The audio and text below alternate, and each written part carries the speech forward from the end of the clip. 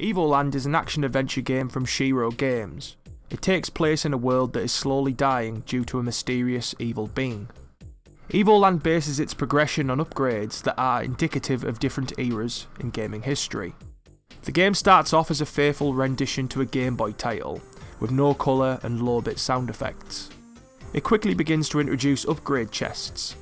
Looting these chests allows you to upgrade existing aspects of the game's design or add new features. As you would expect, Evoland's fixation on delivering these upgrades and ultimately basing the game around them means that the story suffers. Once you've upgraded to the point where all basic features such as sound, 16-bit graphics and combat are in place, a generic plot is introduced that involves defeating an evil entity who is negatively affecting the world's environment. There are a lot of tongue-in-cheek jokes that poke fun at the action-adventure genre, as well as some books and journal entries that make references to pop culture and memes. The humorous approach taken rarely pays off and is often at the expense of any meaningful world building. As the game goes on, many new features are introduced or enhanced. This is a fantastic idea in principle, but in practice produces mixed results. Combat is always varied, as the game often switches between turn-based and real-time systems.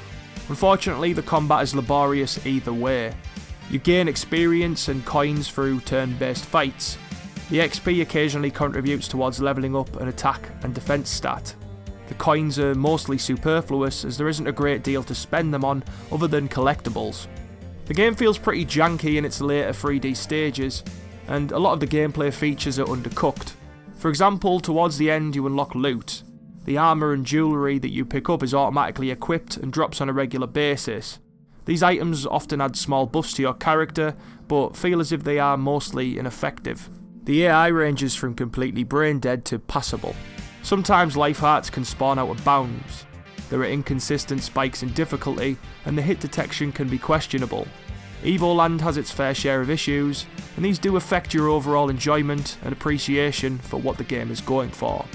Evoland's presentation is one of its stronger and more interesting points. The philosophy of upgrading the game's elements as you go along seems to be most effective with the sound and graphics.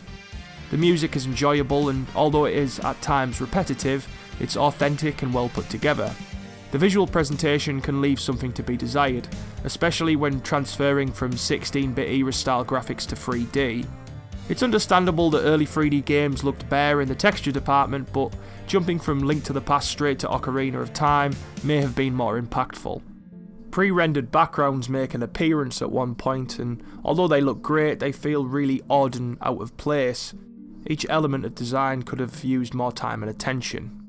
Evoland is very disappointing. The idea for it is great, and with some tweaking it could have been much better, but it feels more like a parade of gimmicks than a game that uses the evolution of the industry to make something meta and meaningful. The game is full to the brim with missed opportunities.